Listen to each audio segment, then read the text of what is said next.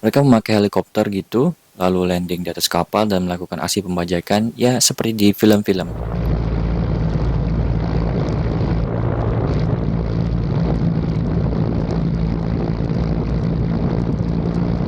Berita yang masih panas nih. Seperti yang semua kita tahu, konflik antara Israel dan Hamas di Palestina masih terus berlanjut ya. Dan baru-baru ini konflik ini tuh semakin meluas hingga melibatkan beberapa pihak nih. Salah satunya keterlibatan kelompok bersenjata Houthi asal Yaman ini. Houthi ini beberapa kali melakukan aksi pembajakan terhadap kapal-kapal dagang yang terafiliasi dengan Israel sebagai bentuk protes mereka atas penyerangan Israel terhadap Hamas yang banyak mengorbankan rakyat Palestina di Gaza. Bahkan lalu lintas perdagangan internasional sampai terganggu gara-gara masalah ini.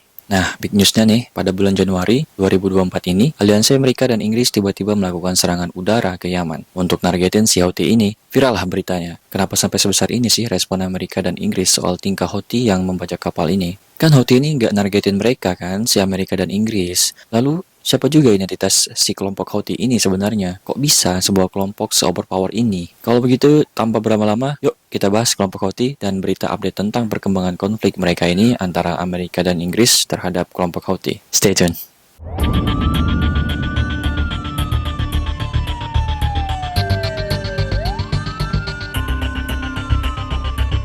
Kalau kalian ngikutin berita konflik Israel-Palestina, salah satu negara yang mendukung Hamas buat perang dengan Israel kan Yaman, atau lebih tepatnya ya kelompok Houthi ini. Dan yaitu sebagai bentuk perlawanan Houthi terhadap Israel, ya dengan melakukan aksi pembajakan kapal-kapal ini, khususnya yang melewati jalur kapal di Laut Merah. Dan di sini menurut AP News, terkait aksi pembajakan kapal-kapal di Laut Merah, kelompok Houthi memberikan pernyataan kalau semua kapal yang dimiliki Israel atau memiliki kerjasama dengan Israel akan menjadi target kami.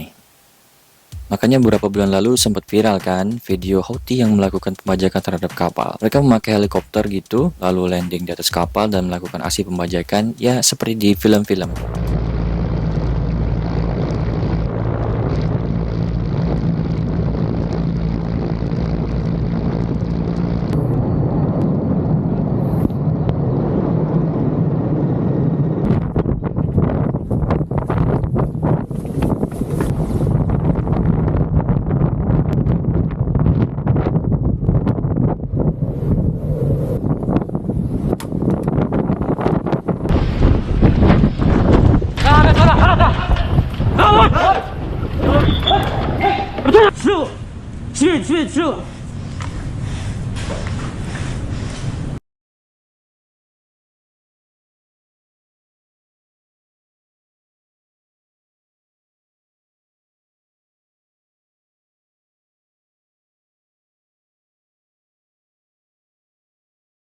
Walaupun sempat ada bantahan kalau itu bukan kapal Israel dan gak ada orang Israel juga yang di situ. Ya semua awaknya itu gak ada orang Israel gitu. Nah, terus kenapa Houthi cuma nargetin kapal yang lewat di Laut Merah aja? Kenapa gak jalur lain juga yang ada kapal Israelnya gitu? Biar totalitas, ya nggak? Soalnya kalau secara geografis letak negara Yaman tuh ada di sini. Ya, di ujung selatan Semenanjung Arab yang bikin posisi Yaman tuh pas banget. Ada di posisi pintu masuknya Laut Merah. Nih, coba lihat nih. Ini tuh yang warna ungu adalah wilayah Houthi di negara Yaman. Makanya kelompok Houthi ini gampang banget kalau mau melakukan aksi pembajakan kapal ini. Soalnya mereka itu benar-benar berada di pintu masuknya gitu kan. Ya kan? Coba cek aja. Kalau menurut Al Jazeera, aksi pembajakan Houthi terhadap kapal-kapal ini tuh dimulai sejak konflik Israel-Hamas di Gaza, Palestina terjadi ya. Tepatnya tuh pas bulan Oktober 2023 lalu. Tapi intensitas aksi mereka tuh benar-benar naik signifikan di bulan November sampai Desember ini. Bahkan peningkatannya tuh nggak main-main loh, sampai 500% jika dibandingkan bulan Oktober itu. Wah, makanya sampai jalur perdagangan internasional terganggu. Ya gimana nggak terganggu? 500% kenaikannya coy. Signifikan, ya nggak? Dan di sini aksi kelompok Houthi ini bisa dibilang terniat banget loh. Kenapa? Soalnya mereka ini sampai memakai rudal balistik dan drone buat ngelakuin aksi serangan mereka ke kapal-kapal dagang ini. Dan gara-gara aksi serangan Houthi ke kapal-kapal dagang ini, beberapa perusahaan dagang besar dunia kayak ini, mereka tuh sampai menghentikan pelayaran di Laut Merah. Mereka tuh mutusin untuk mengubah rute pelayaran mereka. Dari yang awalnya rute Laut Merah, lalu ke terusan Suez, itu jadi muterin Afrika lewat Tanjung Harapan di Afrika Selatan. Atau buat lebih jelasnya bisa lihat ini ya. Rute yang atas nih, itu adalah rute sebelum penyerangan Houthi. Kalau yang di bawah, itu rute yang mereka ambil setelah penyerangan Houthi. Tuh, bisa dilihat kan? Jauh banget nih. Tapi ya mau gimana lagi? Mereka mikirnya pasti lebih baik nyari aman ya kan? Daripada kenapa-napa. Tapi iya bener sih, dengan muter jadinya jauh lebih aman. Tapi efeknya tuh dengan rute yang lebih jauh ini bikin jalur perdagangan internasional, khususnya dari Asia ke Eropa atau sebaliknya, jadi kacau. Ya gimana enggak ya? Hal ini juga pasti ngebuat pengiriman lebih lama dan biaya pengiriman yang lebih mahal. Belum lagi harga komoditas dan energi juga makin naik gara-gara ini ya kan. Terus perjalanan ini tuh jauh lebih panjang juga, ngebikin biaya asuransi naik signifikan, yang bahkan naiknya bisa 10 kali lipat sejak bulan Desember 2023. Tuh, saking berpengaruhnya jalur ini coy, bisa bikin naik biaya sana sini, ya enggak? Nah, karena ngerasa dampak dari kelompok Houthi ini di Laut Merah yang sangat signifikan banget, di sini Amerika, Inggris, dan beberapa negara lainnya akhirnya mereka mutusin untuk bikin aliansi dan mereka ngeluncurin serangan ke Yaman. Kalau menurut Al Jazeera, serangan yang diluncurkan pada Jumat 12 Januari 2004 lalu, itu tuh untuk nargetin 60 titik di hampir 30 lokasi di Yaman, khususnya di ibu kota Sanaa, sama kota Taiz, yang jadi pangkalan armada lautnya si Houthi ini. Dan serangan Amerika Inggris ini tuh levelnya nggak main-main loh. Kalau menurut Reuters, koalisi Amerika Inggris ini tuh sampai ngerahin kapal perang, kapal selam, dan pesawat tempur dengan total 150 amunisi yang digunain buat menggempur Yaman. Dan di sini dari pihak Houthi sendiri bilang kalau ada 5 orang tewas akibat serangan Amerika Inggris ini. Houthi ini juga ngutuk serangan Amerika Inggris ke Yaman dan bilang kalau tindakan yang dilakukan koalisi ini adalah tindakan yang barbar. Gimana menurut kalian? Buat masalah ini sih, kalau menurut saya pribadi, tindakan serangan Houthi kepada kapal-kapal Israel dan yang terafiliasi sama Israel ini gak semengerikan itu ya, karena gak ada korban jiwa tuh di sini. Paling parah ya awak kapalnya aja itu yang disandra, ya kan? Dan itu juga sebagai respon dan protes mereka atas apa yang terjadi di Gaza ya. Pembantaian secara massal Israel terhadap warga Gaza, yang kata Israel sih cuma untuk nyerang si Hamas aja gitu. Apalagi kalau menurut CNBC, Houthi ini bilang mereka akan berhenti ngelakuin aksi mereka ini kalau agresi Israel di Gaza itu dihentikan. Nah, ini kan jelas berarti mereka ini punya alasan dan maksud yang jelas. Juga syarat yang jelas kalau mau aksi ini berhenti ya kan, yaitu hentikan agresi oleh Israel di Gaza. Jelas gitu ya kan. Nah ini, dua negara superpower ini bukannya menyelesaikan sumber masalah, malah kayak nambah masalah baru gitu dengan nyerang Houthi. I don't want peace. I want problems always. Mana nggak main-main lagi, nyerangnya pakai alat lengkap gitu, sampai malah ada korban jiwa cuy. Tapi di sini walaupun mereka dapat ancaman dari dua negara besar ini, kelompok ini sendiri sih bilang kalau mereka nggak akan berhenti ngelakuin pembajakan kapal-kapal yang terafiliasi dengan Israel di Laut Merah. Dan ini semua mereka lakuin demi ngedukung Hamas. Oke, ini tadi pembahasan tentang penyerangan Amerika Inggris ke Yaman pada Januari 2024 ini. Nah, sebelum lanjut ke berita update-nya, kita bahas dulu tentang Houthi ini. Bahas tentang sedikit sejarah Houthi ini. Jadi menurut Britannica, Houthi atau biasa dikenal juga sebagai Ansarullah, mereka ini awalnya adalah gerakan militer yang dibuat oleh Hussein Badreddin Al-Houthi, aktivis politik dari aliran Zaidiyah, kelompok Syiah yang berkembang di wilayah utara Yaman. Jadi Houthi ini diambil dari nama pendirinya tadi ya, yaitu si Badreddin Al-Houthi ini. Masih menurut Britannica, kelompok Zaidiyah ini tuh udah ada dan punya wilayah pemerintahannya sendiri di wilayah Yaman sejak akhir abad ke-9.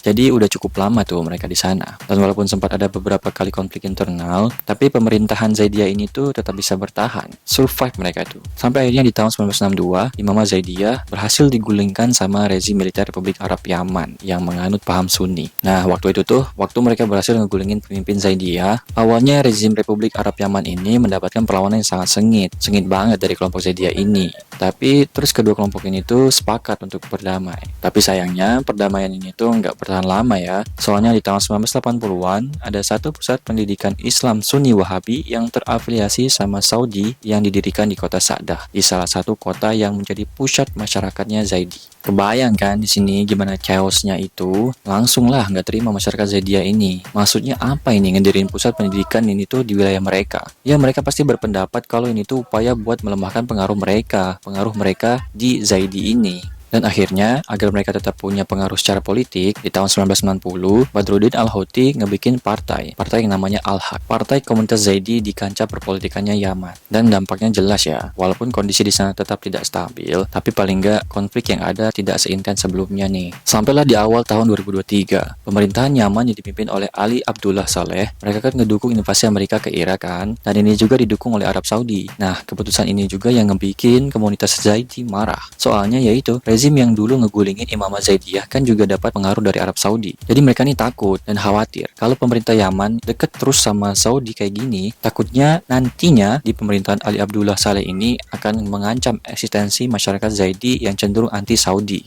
Dan benar aja tuh, di tahun 2004 setelah terlibat beberapa kali konflik sama pemerintahan Yaman, pemimpin kelompok Zaidiyah Badreddin Al-Houthi tewas tertembak pasukan militer Yaman. Nah, di sini chaos lah, ngamuk semua para Zaidiyah ke pemerintah Yaman. Konflik akhirnya pecah tuh dengan pemerintah Yaman. Bahkan hingga akhirnya Ali Abdullah Saleh nyerahin kepemimpinannya ke wakilnya Abdurrahbuh Mansur Hadi di tahun 2014. Bukannya membaik, konflik antara pemerintah Yaman dan kelompok Zaidi ini justru makin parah tuh. Makanya di tahun 2014 terjadinya perang saudara di wilayah Yaman yang berujung ke pengusiran paksa Abdurrahbuh Mansur Hadi secara paksa tuh dari istana presiden Yaman, dan akhirnya sejak saat itu secara de facto pemerintahan Yaman diambil alih oleh kelompok Zaidi atau Houthi ini. Bahkan sampai saat ini kelompok Houthi ini masih memegang kendali di wilayah Yaman bagian barat, termasuk di ibu kota Sanaa yang jadi pusat aktivitas negara Yaman. Ya kalau di Indonesia ya Jakartanya lah. Sementara pemerintah de jure-nya Yaman yang dipimpin Rashad Al-Alimi ini tuh berkedudukan di kota Aden. Terus di perang saudara ini di tahun 2015 Saudi ikut campur tangan lagi nih. Mereka juga ikut memerangi Houthi sambil berusaha ngebalikin kekuasaan Presiden Hadi. Dan ya udah, sejak itu masalah ini jadi semakin rumit. Nah, selama proses pengambil alihan kekuasaan oleh kelompok Houthi di tahun 2014 sampai sekarang, Yaman tuh masih dibilang mengalami perang saudara ya. Kalau kalian coba search di Google, di sana tuh pasti muncul kalau perang saudara ini tuh dimulai sejak 2014 dan masih berlangsung hingga sekarang. Cuma nggak seintens pas tahun 2014-2015 lalu ya. Makanya di tahun 2023 lalu, PBB sempat nyebut kalau konflik di Yaman ini tuh adalah krisis kemanusiaan yang paling parah di dunia. Soalnya diperkirakan ada sekitar 21,6 juta penduduk Yaman atau sekitar 2/3 dari total populasi Yaman yang berstatus sangat membutuhkan bantuan kemanusiaan dan pelayanan perlindungan. Belum lagi sejak perang saudara di Yaman pecah di tahun 2014 sampai sekarang, diperkirakan ada lebih dari 370.000 warga Yaman yang tewas. Tapi ini perlu diketahui juga ya, walaupun Yaman statusnya masih perang saudara, tapi nggak berarti di seluruh Yaman ada perang tuh. Wilayah-wilayah yang nggak ada perangnya juga ada, contohnya di Provinsi Hadramaut. Makanya banyak WNI yang belajar ke sana juga kan, tanpa khawatir terkena dampaknya perang ini. Houthi ini juga dari lama nganut ideologi anti-Amerika dan anti-Israel ya. Dan sikap Houthi ini membuat hubungan mereka sama Iran yang juga negara terkenal dengan anti-Amerika dan berkonflik sama Arab Saudi ini jadi semakin dekat nih hubungan diplomasinya. Bahkan banyak pihak juga percaya kalau keberhasilan Houthi menggulingkan pemerintah Yaman ini ada hubungannya juga dengan Iran. Jadi tuh banyak banget pihak-pihak yang percaya kalau di belakang Houthi itu ada Iran, termasuk di penyerangan kapal-kapal terafiliasi Israel di Laut Merah. Jadi di sini banyak pihak yang ngerasa kalau gak mungkin serangan Houthi di Laut Merah tuh model mereka sendiri. Karena kan kalau logika nih, Houthi ini kan juga lagi perang saudara. Dapat stok senjata dari mana coba? Makanya banyak pihak yang yakin kalau ada campur tangan negara Iran di sini. Sebenarnya nggak cuma Houthi sih, Hamas di Palestina dan Hezbollah di Lebanon juga sering dikaitkan dengan Iran. Dan ya kalau masalah ini memang kelihatan banget ya. Kalau kalian perhatiin, info yang tersebar nih mengenai konflik Palestina-Israel, pasti negara-negara yang sering bantu Hamas tuh ya 3 negara ini, Yaman, Lebanon, dan Iran. Ya akhirnya konflik di Palestina ini meluas ke Lebanon sampai ke Yaman. Tapi walaupun banyak analisis yang mengarah ke Houthi yang dibantu sama Yaman, tapi di sini baik Houthi dan Iran sendiri nih ngebantah kalau Houthi itu ada di proksi yang sama dengan Iran. Ya pengaruh dan dukungan Iran memang ada, tapi dua-duanya ngeklaim kalau aksi Houthi ini, aksi penyerangan kapal-kapal di Laut Merah tuh nggak ada hubungannya sama Iran. Ini murni keputusannya Houthi sendiri untuk mengganggu Israel.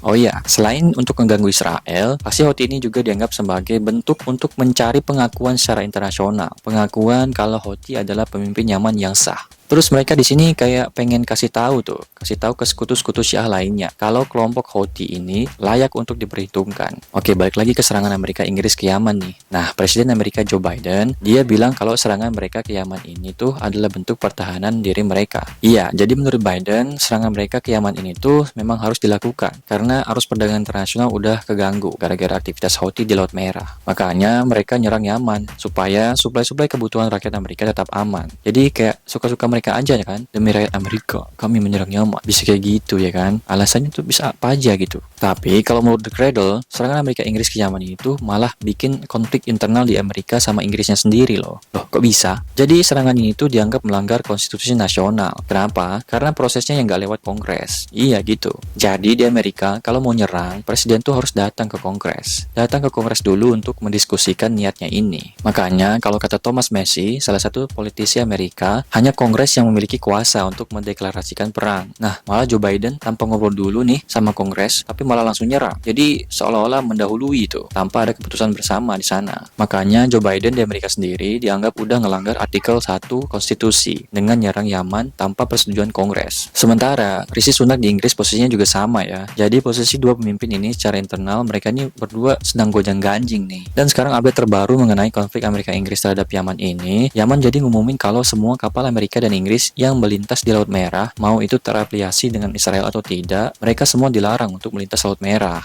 Wah. Gimana nih? Malah tambah runyam kan masalahnya? Update lainnya, di Yaman sendiri ternyata ada jutaan massa Yaman turun ke jalan untuk ngelakuin aksi demo. Mereka ini protes atas serangan Amerika Inggris ke Yaman. Coba aja nih kalau Amerika Inggris ini ambil jalan lain dengan menyelesaikan masalah yang ada di Gaza. Kan harusnya aksi Houthi ini juga bisa selesai tuh. Karena kan kayak di awal tadi yang kita bahas, sebenarnya Houthi ini bilang kalau mereka akan berhenti ngelakuin aksi mereka ini kalau Israel juga berhenti untuk menyerang Gaza, berhenti melakukan agresi. Ya, gencatan senjata lah antara Israel dan Hamas gitu. Gitu intinya. Oh ya, kalau menurut Rishi Sunak sendiri, aksi mereka menyerang Yaman ini nggak ada hubungannya dengan serangan Israel ke Gaza ya. Ini tuh merupakan gerakan self-defense mereka terhadap ancaman langsung ke kapal-kapal Inggris dan juga terhadap negara Inggris sendiri. That's why I stress that this action was taken in self-defense. It was limited, not escalatory. It was a necessary and proportionate response to a direct threat to UK vessels and therefore to the UK itself. They target ships from around the world. We continue to work towards a sustainable ceasefire in Gaza and to get more aid to civilians. We also continue to support a negotiated settlement in Yemen's civil war. Nah, satu lagi fun fact terbaru nih. Kalau ternyata aksi Houthi ini memang nyerang spesifik ke kapal-kapal tertentu tadi ya. Karena ternyata ada kapal milik pengusaha Indonesia yang bisa lewat gerbang Laut Merah ini dengan kasih identitas kalau kapal mereka ini milik negara Indonesia. Oke, segini dulu info tentang serangan Amerika Inggris ke Yaman yang ternyata khusus untuk menargetkan Houthi. Jadi gimana menurut kalian guys? Kalau menurut saya sih ini udah masuk level serius ya. Serius banget malah. Karena ini tuh khawatirnya semua negara-negara terkait yang masuk dalam kerjasama atau koalisi negara-negara yang sedang perang ini ikut campur gitu loh. Ini bakal bisa masuk fase barunya dunia perang ketiga. Ngeri banget kan? Oke, segitu dulu video saya hari ini. Kalau ada yang mau menambahkan, mengkoreksi atau menyanggah, silahkan komen di bawah ya. Dan jangan lupa like jika suka. Dan jangan lupa juga subscribe dan tekan tombol loncengnya supaya tidak ketinggalan video-video saya selanjutnya. See you!